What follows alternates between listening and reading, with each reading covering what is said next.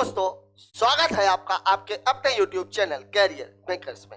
SSC GD previous year series में आज हम बात करेंगे 26वें पेपर की जो लिया गया था दिनांक 23 जनवरी को 11:45 से लेकर के 12:45 के बीच में। आइए देखते हैं किस तरह के सवाल इस पेपर में पूछे गए थे। पहला सवाल आपकी स्क्रीन पर यह रहा। सवाल है 3D का। सवाल आपको बोल रहा है यदि ऊंचाई h और त्रिज्या r के एक ठोस लंबवृत्तीय बेलन का वक्र पृष्ठीय क्षेत्रफल कुल पृष्ठीय संपूर्ण पृष्ठ के क्षेत्रफल का 1/3 है। मतलब सवाल कहने का यह हुआ कि जो वक्र पृष्ठ का क्षेत्रफल है और जो संपूर्ण पृष्ठ का क्षेत्रफल है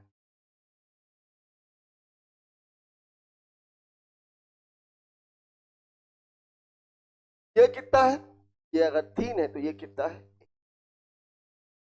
ठीक है। 1/3 बोला है, यही चीज हो जाएगी, ठीक है। 1/3 है तो वैसे भी अब वक्र पृष्ठ का क्षेत्रफल कितना होता है 2πRh। संपूर्ण पृष्ठ का क्षेत्रफल कितना होता है 2πr+h। ये 3 है तो ये 1 रहेगा, कोई मतलब ही नहीं है। 2πr इसका 2πr इसका कैंसिल। अब यहां देखिए क्या बचा 3h बराबर r+h। अब अगर h को मैं इधर ले आऊंगा तो r बराबर कितना हो जाएगा 3h - h बराबर 2h। r की वैल्यू 2h के बराबर है, ठीक है। r की वैल्यू 2h के बराबर है। h बराबर कितना हो जाएगा, r बराबर कितना हो जाएगा, सॉरी r बराबर तो दिया हुआ है, h की वैल्यू दिया हुआ है। h बराबर हो जाएगा r/, ऑप्शन नंबर, ठीक है। सवाल में कुछ भी नहीं था कि बस आपको फॉर्मूला याद होना चाहिए। फॉर्मूले में रख दीजिए वक्र पृष्ठ का क्षेत्रफल अगर 3 है तो संपूर्ण पृष्ठ का क्षेत्रफल कितना है 1 है, 1/3, ठीक है। ये 1 है तो ये कितना है 3। एक वक्र पृष्ठ का क्षेत्रफल वक्र पृष्ठ का क्षेत्रफल बटे संपूर्ण पृष्ठ का क्षेत्रफल, ठीक है। 1/3 है 1/3 मतलब 3 गुणे वक्र पृष्ठ का क्षेत्रफल बराबर संपूर्ण पृष्ठ का क्षेत्रफल। बात कर लेते हैं अगले सवाल की। ए और बी एक ही बिंदु से एक ही समय पर चाल से दौड़ना, एक ही दिशा। यहां पर महत्वपूर्ण पॉइंट क्या है, एक ही दिशा में। दिशा कौन सी है, एक। अगर दिशा सब है तो चाल क्या होगी, और दूरी उसने दे रखी है, कितनी दे रखी है 625 मीटर, ठीक है। तो समय बराबर क्या होता है, समय बराबर वही चीज दूरी बटे चाल। अब दूरी कितनी है 625, चाल कितनी है 1 है 90, समान दिशा है इसलिए 72, 90 - 72। अब देखिए ये किलोमीटर प्रति घंटे में है, ये मीटर में है। किलोमीटर को मीटर में बदलने के लिए हमें कितने का गुणा करना पड़ेगा 5/18 का। बड़े को हम क्या बना रहे हैं छोटा, इसलिए छोटे का गुणा हो जाएगा। अब ये कितना हो जाएगा 625 × 18 बटे 90 में 72 घटाओगे 18 आ जाएगा, 5, 18 से 18 कैंसिल, इसको काट देंगे, उत्तर कितना हो जाएगा 125 सेकंड, ऑप्शन नंबर 4, ठीक है। अगर दिशा समान होती है तो चाल घटती है, अगर दिशा विपरीत होती है तो चाल जुड़ती है, ठीक है। बात कर लेते हैं अगले सवाल की। एक कॉम्पैक्ट डिस्क की 30 प्रतियों की कीमत 140 रुपए है, 24 प्रतियों की कीमत ज्ञात करें। बहुत सिंपल सा सवाल है। 30 प्रति कितने की है 140 की, इसको काट दीजिए। किसका पूछ रहा है 24 प्रति का, 24 प्रति का पूछ रहा है। यहाँ कितने का गुणा हो रहा है 8 का, तो यहाँ भी कितने का हो जाएगा 8 का 14 8 12 रुपए। यही आपका उत्तर है, ऑप्शन नंबर 3। सवालों में कुछ है क्या, अभी तक तो कुछ भी नहीं दिख रहा है, ठीक है। पिछले 3 सवालों में आपको लगातार केवल एक ही चीज देखने को मिल रही है कि बहुत ही सिंपल सवाल पूछे जा रहे हैं। बात कर लेते हैं अगले सवाल की। चक्रवृद्धि ब्याज की वह वार्षिक दर जिस पर कोई मूलधन 2 वर्षों में 500 रुपए और 3 वर्षों में 700 रुपए हो जाता है, ब्याज की गणना वार्षिक आधार पर की जाए, ठीक है। बढ़िया सवाल कहा जाए। देखिए यहां पर है मूलधन, मान लीजिए 1 वर्ष बाद ये कुछ हुआ होगा, फिर 2 वर्ष बाद ये कुछ हुआ होगा, फिर 3 वर्ष बाद ये कुछ। सवाल में यहां बोल रहा है कि ये 500 था और ये 700, ये है आपका मामला। अब यहां पर देखिए वास्तव में यहां जो पैसा लगा ये मूलधन था, यहां पे जाके ये मिश्रधन बन गया। लेकिन यहां के लिए ये मूलधन है, ये मिश्रधन है, यहां के लिए ये मूलधन है, ये मिश्रधन है। मतलब ये हुआ कि 500 रुपए 700 रुपए बन गए। आप इस लैंग्वेज में मत खोइएगा कि 2 वर्ष बाद 500 हुए। सवाल आपको ये कह रहा है यहां पर जो फर्क है ये कितने का है, 1 वर्ष का। चूंकि ये मामला हुआ है 2 वर्ष के बाद और ये मामला हुआ है 3 वर्ष के बाद, दोनों के बीच का जो अंतर है वो कितने साल का है, 1 साल का। मतलब हम ये कह सकते हैं कि 500 रुपए 700 रुपए हो गए हैं 1 साल। मतलब रेशियो कितने का है, 5 और 7 का। फर्क कितने का है, 2 का। मतलब 5 पर जो ब्याज मिली है वो 2 मिली है। कितने साल में, 1 साल में। और 1 साल के लिए साधारण ब्याज और चक्रवृद्धि ब्याज दोनों बराबर होती है। मतलब 5 के ब्याज 2 है। ठीक है, तो दर कितनी हो जाएगी, दर कितनी हो जाएगी, 2/5 गुणे 100। ये काटेंगे 20, 20 दूनी 40। उत्तर कितना हो जाएगा, 40%। और ये है आपका ऑप्शन नंबर 2। सवाल में कुछ नहीं है, केवल एक समझने की बात है, उसने केवल लैंग्वेज चेंज की। 2 वर्ष में 500, 3 वर्ष में 700। मतलब 700 रुपए मिश्रधन है, 500 रुपए मूलधन है 1 साल का। मतलब 500 रुपए पर ब्याज 200 रुपए मिला। या आप इसको दूसरे शब्दों में ऐसे भी कह सकते हो कि 5 रुपए पर 2 रुपए। ठीक है, बात कर लेते हैं अगले सवाल की। 1200 रुपए में कुर्सी खरीदता है, 1440 में बेच देता है। देखिए ये क्या है, सीपी, ये क्या है, एसपी। तो प्रॉफिट कितना हो जाएगा, मतलब लाभ कितना होगा, लाभ होगा 1440 माइनस 1200। ठीक है, घटाएंगे कितना आ जाएगा, 240 रुपए। तो प्रॉफिट का जो परसेंटेज है वो क्या होता है, प्रॉफिट अपॉन सीपी 200। मतलब कितना हो जाएगा, 240 बटे 1200। 1 2 1 2 12 दूनी 24। उत्तर कितना, 20%। Option number 1। बहुत ही बेसिक सा सवाल है। क्रय मूल्य दिया हुआ, विक्रय मूल्य दिया हुआ, लाभ प्रतिशत आपसे पूछ रहा है। लाभ बराबर होता क्या, विक्रय मूल्य माइनस क्रय मूल्य। और लाभ प्रतिशत क्या होता है, लाभ बटे क्रय मूल्य गुणे 100। यही सवाल में है। 240 का लाभ हो रहा है कितने पर, 1200 रुपए पर।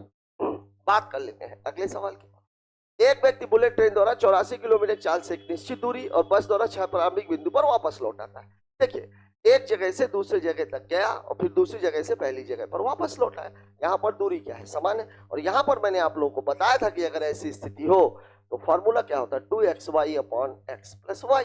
अब देखिए, x की वैल्यू कितनी है, 84, y की वैल्यू कितनी है, 66। 84 प्लस 66 कितना हो जाएगा, 6 4 10, 8 6 14 15। मतलब 2 गुणे 84 गुणे 66 बटे 150। ठीक है, कुछ कटेगा क्या, कटेगा। ये कितना हो जाएगा, 75। 3 से काट दीजिए 22। ये कितना, 25। ठीक है, अब देखिए 25 का भाग मतलब 4 का गुणा। अगर मैं इसको गुणा करूंगा तो 4 दूनी 8, 8 4 12 दूनी 24, 24 24, 8 दूनी 16 और 2 18। अब इसमें आप 4 का गुणा कर दीजिए तो 4 अठे 32, 4 चौके 16, 3 19, 4 अठे 32 और 1 33, 4 एकम 4 3 7, 73.92। या ध्यान रखिएगा 25 का भाग किसी भी संख्या में, यहाँ पे एक बात समझ लीजिए। जैसे मान लीजिए मुझे 17 में 25 का भाग देना, मैं क्या करूंगा, 17 में 4 का गुणा कर दूंगा, यहाँ भी 4 का गुणा कर दूंगा। पूरा मामला कितना हो गया, 68 बटे 100। मतलब ये पूरा मामला कितना हो गया, 2.6। ठीक है, यही चीज यहाँ पर है। 84 में 22 का गुणा किया तो कितना आ गया, 18 48। कैसे आया, 4 4 दूनी 8, 8 4 12, 12 दूनी 24। ठीक है, 8 दूनी 16 और 2 18। अब 25 का भाग दे रहे हैं तो मैं 25 का भाग नहीं दे रहा हूं, मैं क्या कर रहा हूं, 4 का गुणा कर रहा हूं। मैंने 4 का गुणा कर दिया तो आ गया 7392 और 2 अंकों के बाद दशमलव तो 73.92 आपका उत्तर है। ठीक है, बात कर लेते हैं अगले सवाल की। राबिया एक कार्य को 12 दिनों में, सरिता उसी कार्य को 18 दिनों में मिलकर साथ काम करे तो कार्य कितने दिनों में समाप्त हो जाएगा। कुछ है ही नहीं सवाल में। सवाल में राबिया है और कौन है, सरिता है। ये 12 और ये 18। वैसे डायरेक्ट भी लगा सकते थे सवाल को। 12 और 18 का एलसीएम वर्क बराबर कितना हो जाएगा, 36। तो इफिशियंसी कितनी, 3 और 2 दोनों मिलके करेंगी। मतलब राबिया और सरिता मिलके करेंगी तो 5। तो 36 बटे 5 मतलब कितना हो जाएगा, 7 बना 35, 7 सही 1 2 है।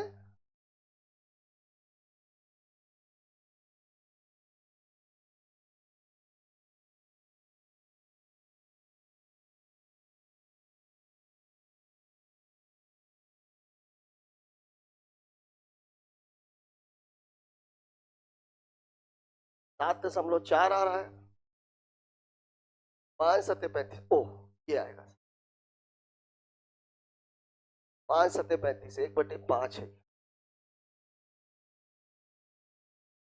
अब 1/5, अब यहां देखो 1/5, ठीक है। इसमें ज्यादा वो करने की जरूरत नहीं। यहाँ एक सवाल और चीज थी, देखिए जब कभी दोनों का मामला हो, डाबिया और साविता, टाइम टाइम कितना है 12 और 18, मतलब रेशियो कितना है 2 और 3 का, तो इफिशियंसी कितनी हो जाएगी 3 और 2 की मिला के 5, ठीक है। और वर्क कितना है, वर्क कितना है 12 तिहाई 36, 36 डायरेक्ट सवाल लग सकता है, ठीक है। क्योंकि जब कोई भी काम समान होता है तो समय और क्षमता का जो अनुपात है वो एक दूसरे का अपोजिट होता है, ठीक है। यहाँ पर देखने की बात ये थी 7 सही 1/5 उत्तर आ रहा था, चूंकि 7.2 है, 5 सत्ते 35, 36, 7 सही 1/5 उत्तर दिया, 7.7 सही 2/10। इसको आप ऐसे भी कर सकते थे, ये 7.2, तो उसने सवाल को एक्चुअली ये बनाया, ठीक है। 7.2, 7.2 की वैल्यू कितनी है 7 सही 2/10, चाहे आप इसको देखें। बात कर लेते हैं अगले सवाल की। कुणाल ने एक वस्तु खरीदी, 15% की हानि पर बेच दिया। यदि उसे 18% कम पर खरीदता है, 108 रुपए अधिक में बेचता है, तो उसे 30% का लाभ होता है उस वस्तु का क्रय मूल्य। बढ़िया सवाल। क्रय मूल्य हमेशा कितना माना जाता है 100%। क्रय मूल्य को हमेशा कितना मानते हैं 100। अब यहां पर देखिए कुणाल ने उसे 15% की हानि पर बेचा, मतलब क्रय मूल्य कितना था 100%, तो विक्रय मूल्य कितना हो गया 85%। यही तो सवाल है। 18% कम में खरीदता, इससे 18 कम में खरीदेगा, मतलब खरीदेगा कितने में 82, तो उसे 108 रुपए अधिक पर बेचता, तो उसे कितने का होता 30% का लाभ। 30% के लाभ का मतलब होता है 130%, और इसका मतलब होता है 1.3 का गुणा। यहां पर आई आप 1.3 का गुणा कर दीजिए, तो 13 दूनी 26, 13 अट्ठे 104 और 2, 13 दूनी 26 की 86 लाई 2, 13 106, ये हो जाएगा, इतना हो गया। अब ये जो फर्क आया है इन दोनों के बीच में, इन दोनों के बीच में जो फर्क आया है, यहां पर ये जो अंतर है ये किसके बराबर है 108 रुपए। ये है आपका सवाल, ठीक है। अब अगर मैं यहां पे देखूं तो फर्क कितने का है 21.6% की वैल्यू कितनी है 108 रुपए, और आपसे वैल्यू किसकी पूछी जा रही है क्रय मूल्य पूछा गया, मतलब 100%, तो 108 बटे 21.6 गुणे 100, दशमलव हटाएंगे 1 जीरो और काटोगे 2, इसको काटोगे, उत्तर कितना 500 रुपए, और ये है आपका ऑप्शन नंबर 2। सवाल में कुछ भी ऐसा नहीं है। एक बात का जरूर ध्यान रखिएगा कि 30% अधिक में बेचा, मतलब कितने का गुणा हो जाएगा 1.3 का, ठीक है। 30% कम में बेचता, मतलब मामला कितने का हो जाता 70 का, और 70 का मामला हो जाता तो गुणा कितने का होता 0.7 का, ठीक है। बात कर लेते हैं अगले सवाल की। अगला क्वेश्चन हमसे क्या कह रहा है, एक व्यक्ति की आय और बचत का अनुपात। देखिए आय और बचत, आय बराबर क्या होता है, ये चीज मैंने आप लोगों को पहले भी बताई थी। आय बराबर होता है व्यय धन, ठीक है। आय में 12% की वृद्धि, व्यय में 8% की वृद्धि, तो बचत में कितने प्रतिशत की वृद्धि। यहां यद्यपि डाटा नहीं दिया हुआ, अगर डाटा दिया भी होता तो भी मैंने आपको बताया कि अगर प्रतिशत वृद्धि प्रतिशत कमी दे करके प्रतिशत वृद्धि या प्रतिशत कमी ही पूछी जाए तो डाटा का इस्तेमाल नहीं किया जाता। अब यहां देखिए आय कितनी है 7, बचत कितनी है 3, मतलब व्यय कितना हो जाएगा 4। यही तो मामला है, यही तो मामला है, ये है मामला। अब देखिए आय में कितने की वृद्धि हो रही है 12 की, मतलब यहां पर गुणा कितने का 12 का। व्यय में कितने की वृद्धि हो रही है 8 की, मतलब यहां पे कितने का गुणा 8 का। बचत में वृद्धि निकालनी है, मतलब इसकी वैल्यू आप x ले। अब देखिए 3x बराबर 12 सते 84, 4 अठे 32, 4 में 2 गया 2, 8 में 3 गया 5, तो x की वैल्यू कितनी हो जाएगी 52/3, कितना 3 एक कम 3, 3 सत्ते 21, 17.33 है। क्या मामला है भाई, आय में 12, 12 सत्ते 84, ठीक है। व्यय में 8 की वृद्धि हो रही है, व्यय 4 था, 8 चौके 32, 4 में 2 गया 2, 8 में 3 चला गया 5, 3 का भाग 3 एकम 3, 3 सते 21। बचत कितने प्रतिशत बढ़ जाएगी? आय और बचत का अनुपात 7:3 है। सवाल तो सही लगा हुआ है।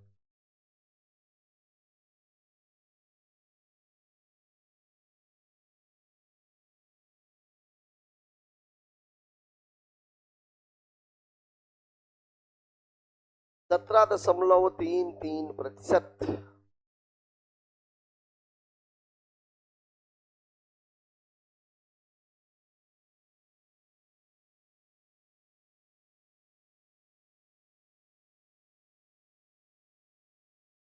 बारह सते 84, 8 चौके 32, 4 में 2 गया 2, 8 में 3 गया 5, 52, 3 का 17 17.33। उत्तर यही आएगा। चाहे आप इसका 5वां नंबर लिख लीजिए, 17.33%। यही आपके सवाल का जवाब है। यही आपके सवाल का जवाब होगा। कारण यह है, सवाल के हिसाब से आय में 12 की वृद्धि, व्यय में 8 की वृद्धि। व्यय तो 8 ही है, आय का अनुपात है 7, बचत है 3, तो व्यय हो जाएगा 4, 8 चौके 32, 12 सते 84, घटाएंगे कितना आ जाएगा 52, 52 में 3 का भाग देंगे, उत्तर 17.33। यही ऑप्शन है। सवाल में ऑप्शन से गलत लिखे हुए, आप इसको देख लीजिए। ठीक है, बात करते हैं अगले सवाल की। एक व्यक्ति 75 किलोमीटर प्रति घंटे की गति से 4 घंटे, 90 किलोमीटर प्रति घंटे की गति से अगले 6 घंटे पूरी यात्रा के दौरान कार की औसत चाल ज्ञात करें। औसत चाल बराबर क्या होता है? औसत चाल बराबर होता है कुल दूरी बटे कुल समय। अब देखिए कुल दूरी कितनी है? 75 की चाल पर कितने घंटे? 4 घंटे। और 90 की चाल पर कितने घंटे? 6 घंटे। दूरी बराबर याद रखिएगा, दूरी बराबर होता है चाल गुणे समय। ठीक है, और कुल समय कितना है? ये समय है 4/6 का। तो ये कितना हो जाएगा? 300। ये कितना हो जाएगा? 540 बटे कितना? 10। तो ये कितना? 840 बटे 10, 0 से 0 कैंसिल, उत्तर कितना? 84। Option number 3। ठीक है, ये बेसिक सा सवाल था, कुल दूरी और कुल समय से रिलेटेड। बस यहाँ एक चीज आपको ध्यान में रखनी थी, दूरी आपको डायरेक्ट नहीं दी गई है, चाल दी गई है, समय दिया गया, दूरी आप निकाल लीजिए। बात करते हैं अगले सवाल की। एक थैले में 50 किलोग्राम दाल है, 3 दालें हैं ए, बी और सी, 4, 3, 3, 3 के अनुपात में मिश्रित है। ए, बी और सी की कीमतें क्रमशः 80 रुपए प्रति किलोग्राम, 60 रुपए प्रति किलोग्राम, फिर 80 रुपए प्रति किलोग्राम। ओह, 1 केजी मिश्रण का औसत मूल्य। देखिए अगर देखा जाए तो रेशियो दे देने के बाद इसकी कोई आवश्यकता नहीं। देखिए ए, बी और सी, यह है 4, यह है 3, यह है 3, ये भी 80 है, ये कितना है? 60 है, और ये कितना है? 80। औसत मूल्य। औसत बराबर क्या होता है?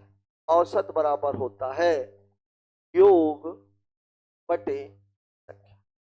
अगर यहां आप देखें तो ये पूरा मामला कितने का है? 80 गुणे 4, 3, 7 और प्लस 60 गुणे 3 और बटे टोटल कितना है? ये 7 धन। ये मैंने 7 क्यों लिख दिया? देखिए 4 के लिए भी 80 है और 3 के लिए भी 80 है, मतलब टोटल 7 के लिए 80 हो। अब यहां आप देखो तो 8 सते 56 कितना हो गया? 560, 60 180 और बटे कितना? 10। 8 6 14, 5 1 6 7, 740 बटे 10, इससे ये कैंसिल, उत्तर कितना आ जाएगा? 74 रुपए। और ये है आपका ऑप्शन नंबर। ठीक है, आप अलग अलग भी करते तो यही मामला था। 80 में एक बार 4 का गुणा कीजिए, फिर 3 का गुणा कीजिए, दोनों ही 80 दिया। क्यों दिया मुझे पता नहीं। अभी अगर मैं यहाँ पे मैं 60 70 और 80 करता, ठीक है, लेकिन यहाँ पर उसने 2 की कीमतें 80 दी है, मतलब 4 के लिए भी। अच्छा 50 किलो की कीमत क्यों जरूरी नहीं है? अगर आप इसको 50 के उसमें बदलेंगे तो 4 3 7 3 10 10 15 50, तो फिर ये 20 किलो हो जाएगी, ये 15 किलो हो जाएगी, ये भी 15 किलो हो जाएगी। और भाग आप किसका दोगे? 50 का। तो सीधी सी बात है कि यहां से भी 5 कॉमन निकल रहा है, यहां से भी 5 कॉमन निकल रहा है, तो 5 5 को कैंसिल कर देगा, मतलब सवाल के उत्तर में कोई फर्क आने वाला है नहीं। तो 50 केजी का सवाल से कोई लेना देना नहीं है। ठीक है, बात करते हैं अगले सवाल की। एक दुकानदार किसी वस्तु के मूल्य पर 20% की छूट देना चाहता है, तो उसको इसे 400 रुपए में, 20 की छूट मतलब मामला हो गया 80% का। 80% की वैल्यू है 400 रुपए। यदि वह उसे 520 रुपए में बेचे तो उसका लाभ प्रतिशत ज्ञात कीजिए। देखिए 20% की छूट का मामला कितना हो गया, ये 80%। अब देखिए 80% की जो वैल्यू है ये कितनी है, 400 रुपए। अब आपको 520 रुपए की वैल्यू निकालनी है। ये है पूरा मामला, ये है पूरा मामला। ठीक है, अब अगर मैं देखूं यहां पे, अगर मैं डायरेक्ट देखूं, थोड़ा सा दिमाग लगाओगे तो यहां कितने का गुणा हो रहा है, 1.3 का, यहां भी 1.3 का गुणा कर दीजिए, 13 8 104%। मतलब लाभ कितने का हो जाएगा, 4 का। उत्तर कितना है ये। ठीक है, एक तरीका तो ये। दूसरा तरीका देख लेते हैं भाई। 400 रुपए बराबर कितना है, 80। तो 1 रुपए बराबर कितना हो जाएगा, 80/400। तो 520 रुपए बराबर कितना हो जाएगा, 80/400 गुणे 520। काट लीजिए, तो ये कट जाएगा 40 दूनी 80, 2 दूनी 4, 2 पंचे 10, कितना हो जाएगा 104%। तो लाभ बराबर कितना होगा, 104 माइनस 100 बराबर कितना हो जाएगा, 4%। अगर डिटेल में लगाना है तो ये लगा लीजिए। ठीक है, डायरेक्ट लगाना है, थोड़ी सी बुद्धि खर्चा करेंगे। 400 का ये कितने गुना है, 1.3 गुना। 80 का ये 1.3 का गुना करोगे, 104%। 104% का मतलब कितना हुआ, लाभ कितने का हो गया, तो 4% का। बात करते हैं अगले सवाल की। मनीष एक कार्य को 7 दिनों में, अनिल सामान्य कार्य को 6 दिनों में, पूरे काम के लिए मजदूरी 390 रुपए, दोनों मिलकर कार्य को पूरा करते हैं। मनीष की, यहां पर एक बात ध्यान रखिएगा, अगर कार्य नहीं दिया हुआ है, मतलब आपको ये नहीं दिया हो कि ये इतने दिन काम करता है, ये इतने दिन काम करता है, या आपका ये इतना हिस्सा करता है, ये इतना हिस्सा करता है। मजदूरी का बंटवारा या तो किए गए काम के आधार पर होता है, और अगर काम नहीं है तो फिर आप मजदूरी का बंटवारा क्षमता के आधार पर होता है। क्यों क्षमता के आधार, जिस आदमी की क्षमता ज्यादा होगी बट नेचुरल है कि वो काम ज्यादा करेगा। और अगर एक ही काम की बात हो रही है तो समय और क्षमता का जो अनुपात है वो एक दूसरे का उल्टा होता है। अब आपको सवाल में क्या दिया हुआ है, मनीष और अनिल, टाइम कितना दिया हुआ है, ये 7 और ये 6, तो इसकी एफिशिएंसी कितनी हो जाएगी, 6 और 7। अब मजदूरी का बंटवारा होता है किसके आधार पर, क्षमता के आधार पर। ये टोटल कितना है 13, और 13 बराबर कितना है 390, मतलब एक की वैल्यू कितनी है 30 रुपए। इससे पूछा हुआ है मनीष की, तो मनीष की क्षमता कितनी है 6, तो 6 गुणे 30, मतलब मनीष को मिलेंगे 180 रुपए। अनिल का पूछ लिया होता तो 30 सत्ते 210, मतलब उसको मिल रहे होते 210 रुपए। ठीक है, तो ये बात याद रखनी है कि मजदूरी का जो बंटवारा है वो या तो किए गए काम के आधार पर, अगर काम उपलब्ध नहीं है तो क्षमता के आधार पर होता है। बात नंबर 1। बात नंबर 2, समान काम के लिए समय और क्षमता का अनुपात एक दूसरे का अपोजिट। ठीक है, सवाल आपके सामने है। बात करते हैं अगले सवाल की। वह छोटी से छोटी संख्या, छोटी से छोटी संख्या जब भी आ गई मतलब मामला किसका है, एलसीएम। 12 15 18 और 27 से। देखिए एलसीएम निकालने के लिए एक बात हमेशा ध्यान रखिए कि एलसीएम निकालने के लिए आपका जो फोकस है वो किस पर होना चाहिए, बड़ी संख्या। बात नंबर 1, एलसीएम वह होता है जिसमें किसी भी संख्या से भाग दिया जाए, दी गई संख्याओं में से किसी भी संख्या से भाग दिया जाए तो वो पूरा पूरा चला जाए, मतलब सभी संख्याएं उसमें शामिल हो। एलसीएम वह होता है जिसमें सब शामिल होते हैं। एचसीएफ वह होता है जो सब में शामिल होता है। एलसीएम में हम हमेशा बड़ी संख्या पर फोकस करते हैं और एचसीएफ पर हम हमेशा छोटी संख्या पर फोकस करते हैं। अब देखिए मामला, सबसे बड़ी संख्या कौन सी है, 27। 27 का मतलब होता है 3 या 9 या 27। अब देखिए 12 बनाना है, 12 बनाना है तो मुझे 4 चाहिए, और 4 का मतलब होता है 2 गुणे 2। अब देखिए 12 भी इसके अंदर आ गया। 15 बनाना है, 3 आपके पास है, 5 और चाहिए। 18 बनाना है, 3 त्रिकाई 9 दूनी 18, ये बना हुआ है। अब देखिए एक बात ध्यान रखिएगा, 2 और 5 मिलाकर के हमेशा 0 बनाते हैं। अब इतनी चीजें आपके पास बच गई, 3 त्रिकाई 9 त्रिक 27 दूनी 54, और ये उत्तर कितना हो जाएगा 540। ये है आपका ऑप्शन नंबर। ठीक है। एलसीएम का मतलब होता है जिसमें सारी संख्याएं शामिल हो, इसका मतलब जिसमें सभी दी गई संख्याओं का भाग चला जाए। एलसीएम जब भी निकालना है तो आपको हमेशा सबसे बड़ी वाली संख्या को फैक्टर में कर लेना है। फिर उसके बाद आपको करना यह है कि जो भी संख्याएं और दी गई हैं वो संख्याएं भी उसके अंदर आ जाएं, तो आपको किसका किसका गुणा करना है। और एक बात और ध्यान रखिएगा, 2 और 5 का गुणा हमेशा 0 देता है, इसलिए पूरा गुणा करने की बजाय 2 और 5 हमको दिख गए तो मैंने 0 को अलग कर दिया, बाकी बची हुई संख्याओं का गुणा करके मैंने आगे क्या लगा दिया, 0। अगर मुझे 2 5 मिल गए होते तो चूंकि मेरे पास 2 ठोट होते तो मैं दोनों को 0 बना देता, उत्तर कितना हो जाता, 2700। ठीक है, बात करते हैं अगले सवाल की। एक लंब वृत्तीय बेलन का आयतन ज्ञात कीजिए जिसका वक्र पृष्ठीय क्षेत्रफल 1012 और आधार की परिधि। देखिए बेलन की अगर मैं बात करूं तो बेलन ये होता है, इसका जो आधार है ये कैसा होता है, वृत्ताकार। इसका जो आधार है वो कैसा होता है, ये क्या है एक्चुअली, ये वृत्त है। अब ये क्या बोला है, उसकी परिधि 22 सेंटीमीटर है, मतलब ये वैल्यू किसकी है, 2 पाई आर की वैल्यू कितनी दिया हुआ है, 22, मतलब 2 गुणे 22/7 गुणे आर बराबर कितना है, 22। 22 से 22 कैंसिल, ठीक है, तो आर बराबर हो जाएगा 7/, ये तो हो गया।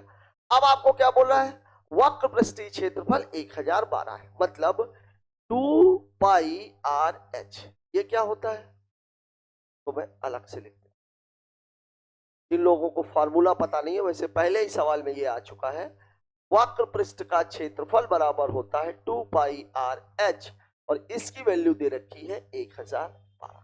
अब देखिए 2 गुणे 22, देखिए 2 पाई आर की वैल्यू तो उसने पहले ही दे रखी है, 22 गुणे एच बराबर 1012, मतलब h की वैल्यू हो जाएगी 1012/22। 11 दूनी 22, 11 नहीं है 99, 11 दूनी 22, काट लेंगे तो 2 चौके 8, 2 छक्के 12, h की वैल्यू कितनी हो गई, 46। अब आपको निकालना क्या है, आयतन। तो आयतन बराबर क्या होता है भाई, आयतन बराबर होता है पाई आर स्क्वायर एच। अब यहां पर आपको आर और एच दोनों की आवश्यकता है, तो अब इसकी वैल्यू, पाई की वैल्यू कितनी है 22/7, आर की वैल्यू कितनी है 7/2, 2 बार है 7/2 गुणे 7/2, और एच की वैल्यू कितनी आपने निकाल रखी है, ये आपका सवाल है।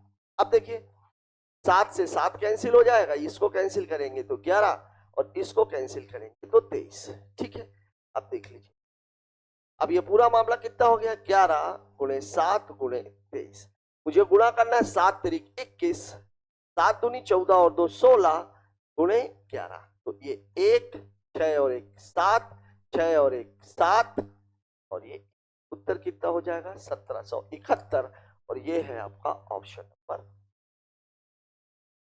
ठीक है, देखिए बहुत ही बढ़िया सवाल ये कहा जाएगा, इसका कारण ये है कि इसमें सीधे सीधे ना तो त्रिज्या दी गई थी और ना ही ऊंचाई दी गई।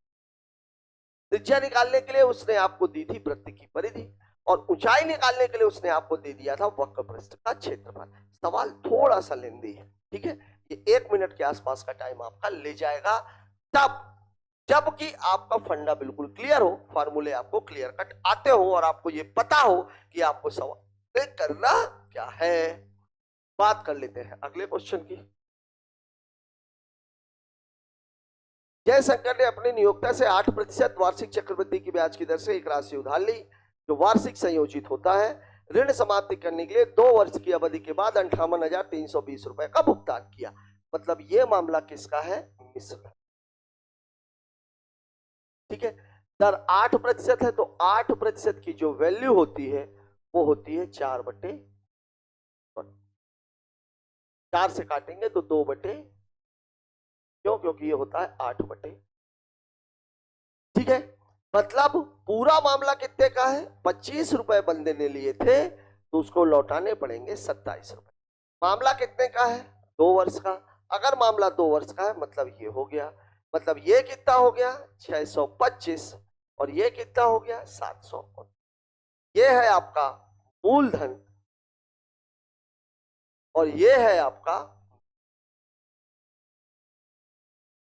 अब देखिए इस 729 रुपए की जो वैल्यू है वो दी गई है 58,320, इसकी जो वैल्यू है ये दी गई है 58,300। अब देखिए 8 नाम 72, 8 दूनी 16 और 7 23। देखिए 8 से पूरा पूरा कट रहा है। ये देखिए 9 है, ये 2 है। 9 में किसका गुणा करेंगे? 2 आएगा 8 का। तो 8 नाम 72, 8 दूनी 16 और 7 23 की 3 हासिलाई 2, 8 सत्ते 56 और 2 58। मतलब इसको काटेंगे तो ये 8 और एक जीरो लगा हुआ है तो 80। तो यहां पर भी कितने का गुणा हो जाएगा? 80। और 625 में 80 का गुणा करना है, मतलब 625 को 16 दे दिया तो कितने जीरो मिल जाएंगे? 4 जीरो। और 16 देने के बाद यहां बचेगा 5, मतलब उत्तर हो जाएगा 50,000 रुपए। और यही है आपका ऑप्शन नंबर। ठीक है, थोड़ा सा कैलकुलेशन यदि आपका अच्छा है तो ऐसे सवालों को आप केवल देखकर ही लगा सकते। ठीक है, सवाल में ज्यादा कुछ है नहीं। ठीक, बात करते हैं अगले सवाल की। कौन सा युग्म असह अभाज्य संख्याओं को निरूपित करता है? देखिए सहभाज्य संख्याएं वह संख्याएं होती हैं जिसमें दोनों दी गई संख्याएं किसी एक संख्या से ना कटे, मतलब उनके बीच में कुछ भी कॉमन नहीं होना चाहिए। अब सहअभाज्य संख्याएं, तो इसमें बाकी सब सहभाज्य, क्योंकि उसने पूछ क्या लिया है आपसे? असहभाज्य, मतलब इसमें कुछ भी। अब यहां देखिए 15, 15 3 और 5 से कटेगा और ये भी 5 से कटेगा, मतलब ये तो हो ही नहीं सकता। देखिए इसको देखिए 51 और ये 5 1 6, 4 1 5 1 6, दोनों 3 से कट जाएंगे, मतलब ये भी नहीं हो सकती। 5 1 6, 4 1 5 1 6, ये भी 3 से कट जाएगी, ये भी नहीं हो सकती। उत्तर कौन सा हो जाएगा? ये वाला, क्योंकि ये 3 और 5 से कटेगा और 94 किससे कटेगा? 2 से कटेगा। ये 5 3 से नहीं कट रहा क्योंकि 9 4 13 और 13 3 से डिवाइडेड नहीं है। ठीक है, बात करते हैं अगले सवाल की। 615 सिक्कों में 1 रुपए 50 पैसे और 25 पैसे के सिक्के शामिल हैं। उनके मूल्य दिया हुआ है, अनुपात है 50 पैसे के सिक्कों की संख्या। यहां पर एक बात ध्यान रखिएगा, रुपए जो होते हैं, रुपए बराबर होता है सिक्कों की संख्या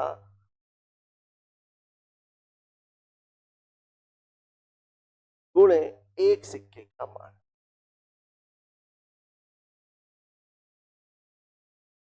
अब अगर आपसे संख्या पूछ ली जाए तो संख्या बराबर होता है रुपए बटे एक सिक्के का मान। ये बात इसमें याद रखिएगा आप लोग। ठीक है, अब यहां देखिए सवाल में जो एक सिक्के का मान है,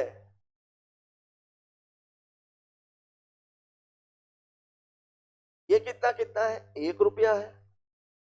फिर 50 पैसा है, 50 पैसे को 0.5 लिखते हैं और फिर 25 पैसा इसको 0.25 लिखते हैं। जो रुपए है, रुपयों का जो अनुपात दिया गया है, मूल्य मतलब रुपए का जो अनुपात है वो कितना है? 3 5 और। तो अब जो आपकी संख्या होगी, संख्या बराबर क्या होता है? रुपए बटे एक सिक्के का मान। तो संख्या बराबर हो जाएगी यहाँ पे 3 बटे 1, यहाँ पे 5 बटे 0.5 और यहाँ पे 7 बटे 0.25।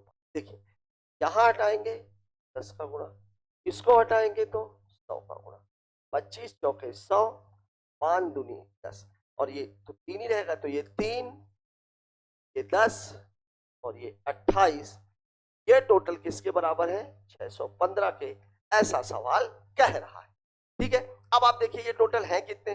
10 3 13 8 21 और 20 41। 41 बराबर कितना है? 615। मतलब एक की जो वैल्यू है 41 से कम 41, 41 पंचे, एक की वैल्यू कितनी है? 15। अब आपसे पूछा क्या है? 50 पैसे।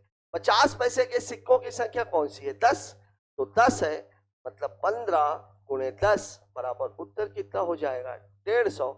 यही आपके सवाल का जवाब है और यह है आपका ऑप्शन नंबर। ठीक है, चूंकि ये कितना दिया हुआ है? 10 दिया हुआ है।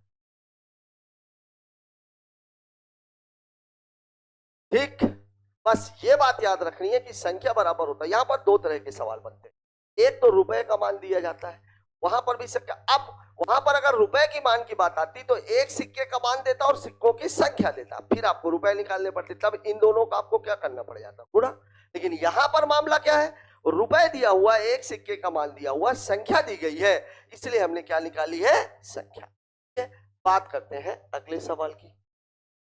एक व्यक्ति के प्रतिदिन काम करने के घंटे में 25% की वृद्धि हुई है, प्रति घंटे की मजदूरी में 20% की वृद्धि हुई है, उसकी दैनिक आय में कितने प्रतिशत की वृद्धि हुई। डायरेक्ट देखिए सवाल को कैसे लगा सकते हैं। देखिए 25% का मतलब होता है 1/4 और 20% का मतलब होता है 1/। देखिए 1/4 का मतलब 4 थी, 4 से बढ़ के कितनी हो गई है 5, यहाँ 5 थी और 5 से बढ़ के कितनी हो गई है 6, 5 से 5 कैंसिल, 2 दूनी 4, 2 तिहाई 6, मतलब मामला है 3 से 2 का। यहाँ कितने की वृद्धि हो रही है, यहाँ वृद्धि हो रही है 1 की, कितने पर 2 पर, तो 1/2 गुणे 100, उत्तर कितना आ जाएगा 50। ठीक है, उत्तर आपका है 50%। या दूसरा तरीका देखिए, 100 रुपए मान लीजिए वो कमा रहा था, वृद्धि कितने की हो गई है 25 की, 25 की वृद्धि मतलब 125 बटे 100, फिर मजदूरी में कितने की वृद्धि हुई है 20 की, मतलब 120। 100 से 100 कैंसिल, 25 पंचे 125, 25 चौके 100, और ये कितना हो जाएगा 23, मतलब कितना हो गया इसकी कमाई 150 रुपए। पहले वो कमा रहा था 100 रुपए, उत्तर कितना हो जाएगा। मर्जी आपकी, सवाल वैसे लगाइए या ऐसे लगाइए। कमी की बात होती तो हम इसको घटा देते, ठीक है, 4 से 3 कर देते, यहां कमी होता तो 5 से 4 कर देते। बात कर लेते हैं अगले सवाल की। एक पंखे का अंकित मूल्य 1850 है, दुकानदार इस पर 9.5% की छूट दे रहा है। 9.5 की छूट का मतलब पूरे 10 की छूट नहीं है, 10 की छूट हो जाती तो 90 हो जाता, मतलब सामान बेच रहा है वो 90.5%। अंकित मूल्य कितना है 1850 रुपए, ठीक है, कोई दिक्कत ही नहीं है। 1850 रुपए अंकित मूल्य है, 90.5% में सामान बेचा, 0 से 2 कैंसिल। अब देखिए एक मैं और लगा, ठीक है, अब कितना है 185 और 905 गुणा करना है। गुणा करना तो मैं एक काम करता हूं, पहले 9 से गुणा मार लेता हूं, मतलब इसको मैं कर लेता हूं ऐसा, 900 धन 5, ऐसा कर, तो 9 बना 45, 9 8 72, 4 76, 9 1 कम 9 और 7 16, 1665, ये डबल जीरो। अब 5 का गुणा करेंगे प्लस 55 25, 5 8 40 2 42, 5 1 कम 5 और 4 9। अब देखिए इसको जोड़ेंगे तो ये 25 तो यहीं पे आ जाएगा, 9 और 5 14, 6 और 1 7, और ये कितना 16, 2 जीरो लगे हुए हैं तो 2 अंकों के बाद दशमलव, उत्तर हो जाएगा 1674.25 रुपए, और ये है आपका ऑप्शन नंबर। ठीक है, बात कर लेते हैं अगले सवाल की। साथियों यहां पे आकर के हमारा ये पेपर खत्म होता है। कुछ नए सवाल तो नहीं थे, हाँ एक सवाल जो सिक्के वाला आया, ये अभी तक के किसी भी पेपर में नहीं पूछा गया था। एलसीएम का सीधा सीधा सवाल जो है वो भी अभी तक किसी पेपर में नहीं आया था, संख्या करके सवाल दे रहा था। बाकी के सवाल लगभग लगभग उसी ट्रैक पर थे जिस ट्रैक पर अभी बाकी के पेपर पूछे जा रहे हैं। आपको केवल थोड़ी सी आवश्यकता है अपने कैलकुलेशन की स्पीड को बढ़ाने की, और दूसरी जो आवश्यकता वो है सवाल के लैंग्वेज को, उसकी भाषा को समझने की। आपने एक चीज और देखी होगी, 4 से 5 सवाल इसमें ऐसे थे जिन्हें केवल मेंटली कैलकुलेट करके उनका उत्तर दिया जा सकता। आज का ये वीडियो आपको कैसा लगा कमेंट बॉक्स में जाकर जरूर बताएं। मिलते हैं कल एक नए वीडियो के साथ, तब तक के लिए जय।